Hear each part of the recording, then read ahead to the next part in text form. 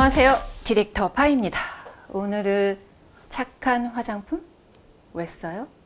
피처링 슈렉과 함께 합니다. 자, 요즘에 전성분, 화장품 성분 이런 게 워낙 좀 이슈가 되다 보니까 정말 많은 분들이 저한테 질문이 엄청 막 링크 걸고 난리가 났는데, 제가 오늘은 말만음주의. 엄청 길어요. 재미없고. 자, 일단 저 이제 유튜브 보는 저희 구독자님들 대상으로 하는 거라 오늘은 아주 솔직하게 얘기를 드리면, 일단 저는 10개월 전 유튜브를 시작했잖아요. 그러니까 막 탈락, 합격. 사실 소송 들어올까봐 너무 무서웠어요. 탈락하는 데서. 글로벌 브랜드 특히. 아무 데도 안 다니고 행사도 안 다니고 전화와도 안 받고 약간 숨어서 유튜브를 찍었거든요. 여러분들이 적어주시는 막 저 피부가 변했어요. 너무 위로를 받고 있어요. 이런 이제 멘트, 댓글 때문에 제가 그 힘을 받아서 유튜브를 찍으면서 조심조심 지냈어요. 그때 초반에 어떤 분들이 댓글로 저를 걱정을 많이 해주셨습니다. 제가 아는 어떤 분도 이 성분 이야기 하다가 서로 논란과 싸움이 돼가지고 접으신 분이 많은데 괜찮으실까요? 근데 지금까지는 참 괜찮았습니다. 다행히도. 그래서 오늘은 요 들어가기 전에 제가 뭐 한 가지 비교를 해드리고 가려고 해요. 뭐냐면 니베아 대 라메르 3,900원 대 39만 원. 크림이 다른가 똑같은가 요거예요. 이게 2013년 9월 12일자로 UK 데일리 기자가 얼굴 반반을 발라보는 실험을 했어요. 한 달 동안 이쪽은 니베아 3,900원, 이쪽은 라메르 39만 원.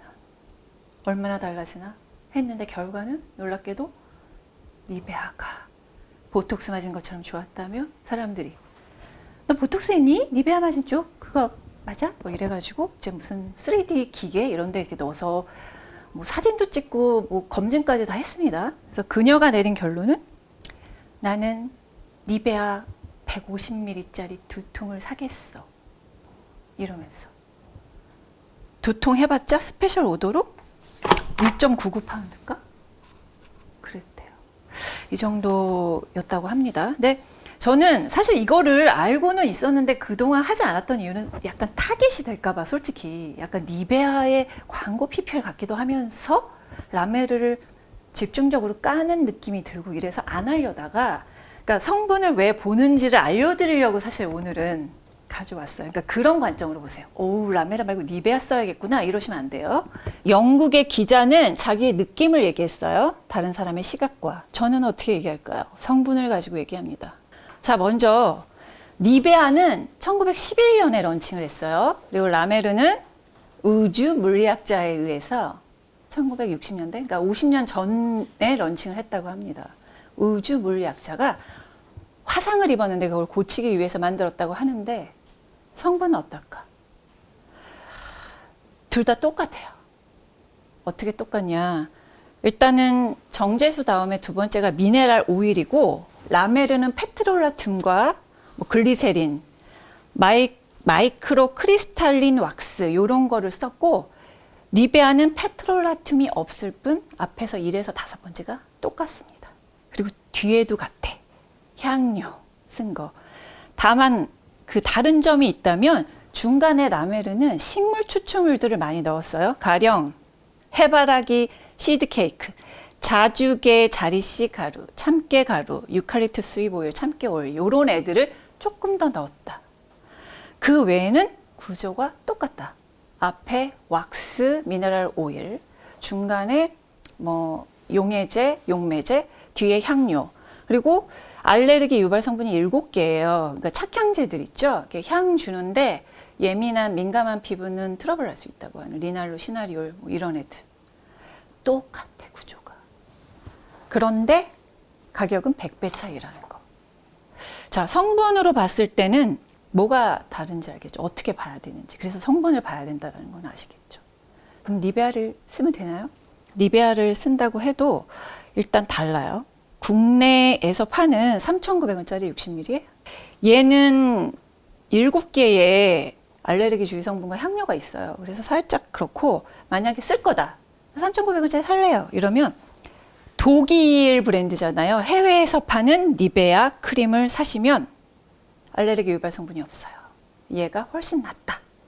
그러니까 이거를 구분을 하셔야 돼요. 성분에 보면은 해외 거하고 국내 걸 구분을 했던데 해외도 달라요. 해외에도 알레르기 유발 성분이 있는 게 있고 없는 게 있기 때문에 그걸 보셔야 됩니다. 자, 이렇게 100배 차이 나는 두 아이들을 한번 봤습니다. 또 뭐가 있을까요? 일단 국내에서 성분에 대해서 가장 공식적인 기관이 식약처죠. 식약처에서 보면은 최근에 2016년에 가장 이슈가 됐던 애가 가습기 살균제 아시죠? 그 다음에 이제 포르말데히드 이런 겁니다. 근데 문제는 치약, 물티슈, 속눈썹 접착제에 다 들어있었으나 식약처에서도 몰랐다. 또는 뭐 얼마나 더 많이 들어있는지 덜 들어있는지 몰랐다. 뭐 이런 문제가 있었고 공식적인 식약처라 하더라도 가습기 살균제가 함량에 따라 나라마다 기준이 달라요. 그래서 문제가 됐었죠. 외국에서는 뭐 15ppm까지는 유럽에서 사용할 수 있게 돼 있고 우리나라에선 치약과 구강청결제는 사용하면 안 된다라고 돼 있고 미국에서는 어느 정도 함량 이하면 쓸 수 있다. 너무 헷갈리잖아요. 또는 세 번째, 탈크. 탈크는 광물 성분이에요. 그래서 왜 아이섀도우, 파우더, 컨실러, 파운데이션 여러분들 매일 바르는 여기 들어가 있는데 이 탈크라는 애는 흡수 잘 되고 발림성 좋게 하는 애지만 발암물질로 알려져 있는 성면이 들어가 있어요. 그래서 무성면 탈크를 써야 되는데 사실 우리는 그걸 구별할 수가 없다. 이런 문제가 있죠. 이 탈크는 유럽, EU에선 제한된 성분이고 식약처에서도 EWG에서도 고시나 기준을 주고 있지 않기 때문에 우리는 알 수가 없다. 그리고 속눈썹 접착제는 기업의 윤리적 문제. 그 다음에 5번째는 가격의 차이와 꼼수. 아까 말씀드렸던 니베아나 라메르. 이름만 캐비어인가? 캐비어가 0.00001ml 들어있는데 캐비어 크림이 맞나? 뭐 이런 문제가 있죠. 시장의 본질적인 문제. 6번째는 우리의 필요성에 따른 소비가 있죠. 그러니까 뭐 화장법에 따라서 아니면 뭐 탈크랑 그러면 아이섀도우 다 쓰지 말아요. SLS 계면활성제 쓰면 안 되나? 그럼 샴푸는 안 써요? 자, 그럼 뭘 써야 되나? 이런 문제가 있잖아요. 그래서 그 루틴에 따른 방법의 제한, 제시 이런 문제가 따릅니다. 자, 이 얘기를 제가 왜 했냐면 보통 이제 저를 화학 전공을 했느냐 연구원에서 화장품 만들고 있느냐 제가 이제 연구소랑 공장을 가지고 화장품을 만든 건 맞습니다만 화학을 전공한 사람은 아니에요. 그러니까 성분 자체의 화학만 보자면 화학 전공자들, 박사들이 더 잘 알겠죠. 피부의 구조, 피부의 특성은 피부과 의사가 더 잘 알겠죠. 화장품 만들 때 어떻게 만드는지 아세요? 샘플을 줘요. 이거 D 브랜드 건데 이거랑 똑같이 만들어주세요. 향은 조금 오렌지 향을 좀 더 넣어주시고 발림성은 좀 더 매끈매끈하게 해주세요. 요러면 이제 똑같이 만듭니다. 자, 그거는 이 분들이 전문가가 아니라는 얘기가 아니라 각 분야에서 전문화가 구분이 되어 있다는 거죠. 따라서 화장품을 제시하고 방향을 설정하는 어떻게 써야 된다.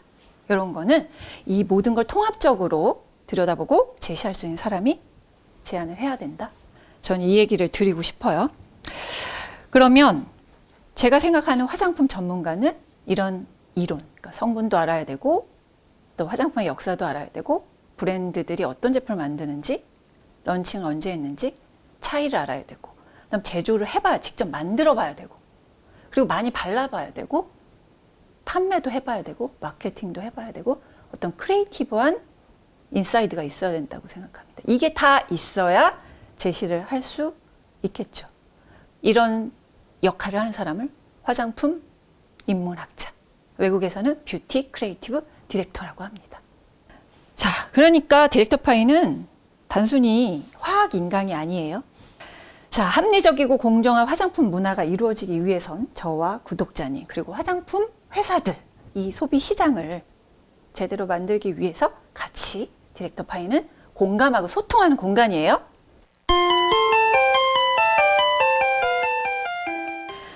자, 그렇다면 구체적으로 들어갈까요? 합격, 탈락의 기준이 뭐예요? 자, 요거는 성분 키워드로 화장품을 보기 위해서 좀 가시적으로 만들어 놓은 툴입니다. 메시지를 전달하기 위해서 포맷이에요. 그래서 제가 말씀드렸죠. 주의 성분 그 강의 Q&A 한번 풀 때 미국의 소비자 환경 단체인 EWG라는 데에서 1에서 10등급, 0에서 10등급, 그리고 식약처의 고시, 그리고 논문, 보도자료 출처, 그리고 성분 앱, 그리고 저의 임상과 경험을 통해서 합격과 탈락을 봅니다. 말하자면 객관성과 주관성이 공존하는 거죠. 원료가 가격이 같아도 난 고가 화장품이 더 나은 것 같아. 난 라메르야.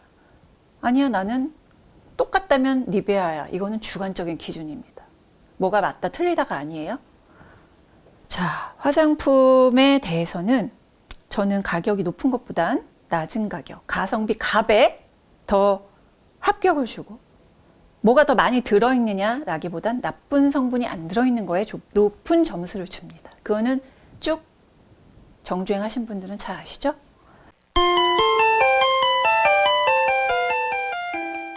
그 다음 어떤 분이 댓글해 주셨어요. 논문 출처를 사용하면 어떨까요? 저는 여기에 대해서는 한마디로 좋은 방법이 아니다. 왜냐하면 논문은 논문을 낳고 출처는 출처를 낳는다. 이 얘기는 무슨 말이냐면 화장품은 뷰티는 보는 시각이 양극화되어 있어요. 비싼 제품, 사용감 좋은 제품이 인생템이다. 좋은 제품이다 라고 하는 쪽과 성분이 좋은 쪽이 좋은 제품이다 하는 쪽이 있고, 노케미, 화학이 하나도 안 들은 게 좋은 거야 라는 노케미스트가 있고, 노메럴 케미, 나는 화학 성분 상관없다 라고 하는 쪽이 있어요. 저는 뭐라고 말씀드렸죠? 굿케미, 저는 화학 성분 쓰긴 쓰는데 좋은 걸로 골라 쓰자 주의입니다. 그렇기 때문에 이 양쪽에는 엄청난 논문들과 엄청난 보도자료와 엄청난 무슨 암연구센터 무슨 센터 뭐에서 나오는 모든 출처의 자료들이 많아요. 그럼 얘가 붙기 시작하면 여기는 싸움의 장이 됩니다. 이 논문들이 되면 이쪽에서도 나오고 이 출처들이 되면 이쪽에서도 나오는 거죠. 그래서 저는 싸움의 장을 만들고 싶진 않다라고 해서 좋은 방법이 아니다. 그럼 본질은 사라지고 서로 내가 옳다 네가 옳다면 되기 때문에 저는 출처를 굳이 밝히지는 않겠습니다. 자, 댓글에서 보면은 엄청나더라고요. 여러분이 논문을 어떻게 잘 찾으시는지, 또는 가짜 뉴스가 있을 수도 있어요. 그 출처를 찾으시는데 이렇게 누구나 쉽게 찾을 수 있고, 사실 네이버 검색 쭉 하면 좌르륵 나와요. 뭐 피이지 찾으시면 피이지가 무슨 역할인지 다 나옵니다. 좋은지 나쁜지. 근데 그거를 위해서 제가 그대로 이거를 메시지를 전달할 필요는 없겠죠. 저는 그게 좋지 않다라고 하는 시각이 있으니 주의하고, 그렇다면 화장품 각각의 뭐 아이섀도우에선, 수분크림에선, 바디에선, 샴푸에선 어떻게 우리는 사용해야 되는지, 골라야 되는지 제시를 하는 겁니다. 방향을. 그러니까 인강이 아니라는 점, 그리고 주관적인 시각, 인사이드와 객관적인 팩트가 존재한다는 점. 요거를 같이 생각해 주세요.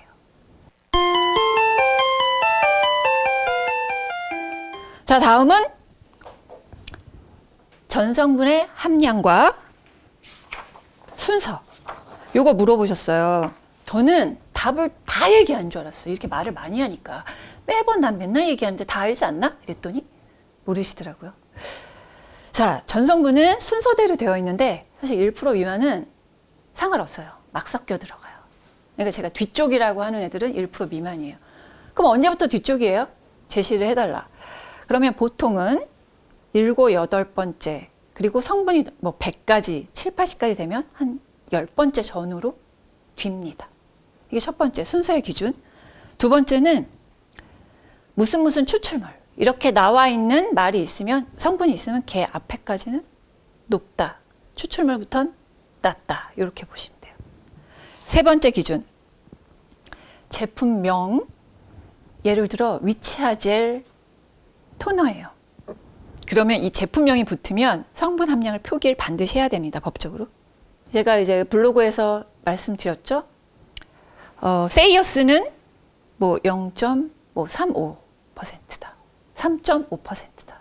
바이바세 같은 경우엔 0.00 몇 %다. 이렇게 성분 표시가 나옵니다. 그걸 확인하시면 돼요. 네 번째는 피부 타입. 똑같은 성분이라도 민감성 피부는 더 보수적으로. 일반 피부는 좀 에메텐까지 쓸 수 있는 정도. 탈락템은 민감이나 일반 피부도 가능한 피하자.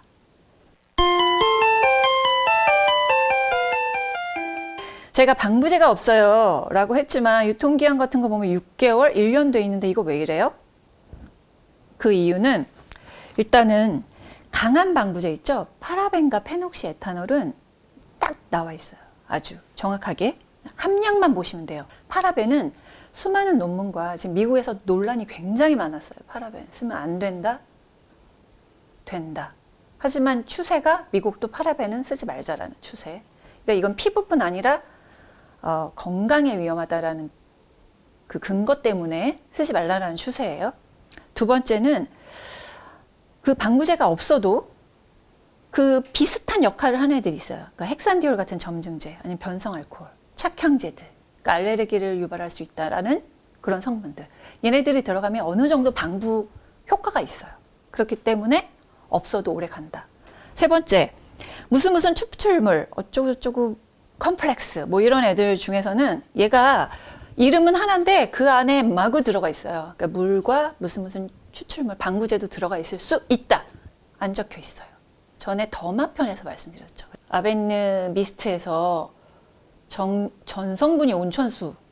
근데 제가 애매하다고 했죠. 왜냐하면 물도 썩어요. 물 이렇게 새물 사가지고 이렇게 먹으면 며칠 두면 어떻게 될까요? 썩습니다. 물이라고 안 썩는 게 아니에요. 그러니까 온천수도 방부 처리를 안 해. 썩겠죠. 그래서 제가 방부제가 들어있을 가능성이 높고 원료를 사올 때 주로 방부 처리를 합니다. 그래서 애매하다, 알 수 없다라고 말씀드렸어요. 자, 3번은 사실 소비자가 알기 어렵고 윤리적인 문제라고 했습니다. 존착템이나 더마 편에서 말씀을 드렸어요. 그러면 방부제 무조건 안 들어간 게 좋나요? 다 썩으면 어떻게 해요? 피부에 슈레기를 바르나요? 자, 이거에 대한 답은 무조건 00이어서 좋다라는 건 아니에요. 퍼스트 에센스 편에서 말씀드렸죠. 파라벤의 대체 성분인 페녹시에탄올이 들어가는 게 낫다. 왜냐하면 수많은 논문과 물론 EWG에서는 파라벤, 페녹시에탄올 똑같이 주의 성분이라고 나와요. 하지만 많은 논문 중에서는 파라벤 대신 만약에 그 강한 방부제를 쓴다면 페녹시에탄올을 쓰라고 나와 있습니다. 그러니까 대체 성분으로 쓰자는 거고, 만약에 이것도 좀 나는 불안하다. 그러면 00인 걸 쓰되 빨리 쓰셔야 되는 거죠. 자, 그리고 제가 00이어도 탈락을 하거나 에메템으로 넣은 애들이 있는데 수분백과사전 더마에서 있었죠. 이거는 꼼수를 부리는 데가 많아요. 최근에 성분 하도 난리치고 가습기 살균제 이러니까 일부러 다 뺐어. 그냥 완전히 그냥 빨간색이 없어. 근데 대신 점증제를 많이 넣어요. 점증제가 왜 나쁘냐면 피부에 자극을 줄 수 있어요. 오히려. 그러니까 그래서 제가 이제 이런 게 함량이 많을 때는 쓰지 마라. 위험하다. 안 된다. 이건 좀 브랜드한테 하는 메시지, 던지는 메시지입니다. 여러분들도 그렇게 들으시고 화장품을 바라보시면 돼요. 결론을 볼까요? 착한 화장품은 트러블이 안 나는 화장품이 아니에요. 트러블 PG 발라도 안 나요. 파라벤 발라도 안 나요. 나는 애도 있어요. 바로. 예를 들어 알레르기 주의 성분. 슈렉은 아니잖아요. 근데 트러블 바로 날 수 있다. 그리고 점증제들도 날 수 있고 애시드들 날 수 있고 라벤더 오일 너무 좋잖아요. 근데 트러블이 날 수가 있어요. 그러니까 착한 화장품은 트러블 안 나는 화장품은 아니다. 그럼 뭐냐? 피부를 건강하게 오래 유지시켜줄 수 있는, 도움을 주는 화장품이다.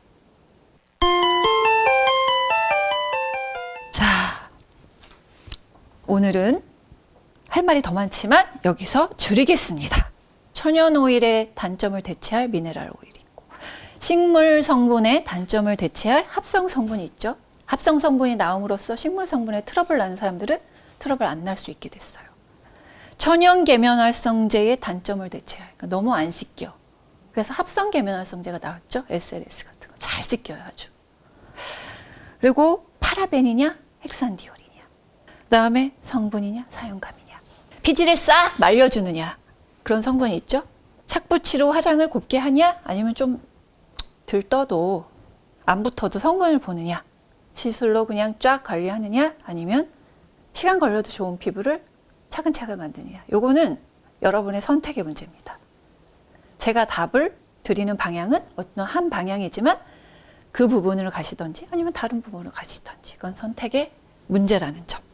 이 메시지를 받으시는 것은 바로 여러분이라는 거. 자, 우리는 서로 싸우지 말고 아프지 말고 다 같이 합리적인 소비와 화장품을 즐겁게 재미나게 보면서 나한테 맞는 화장품을 현명하게 소비하는 걸로 다 같이 꽃길을 걸어보도록 합시다.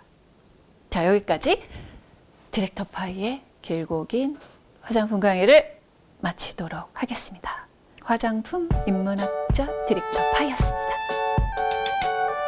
빠밤.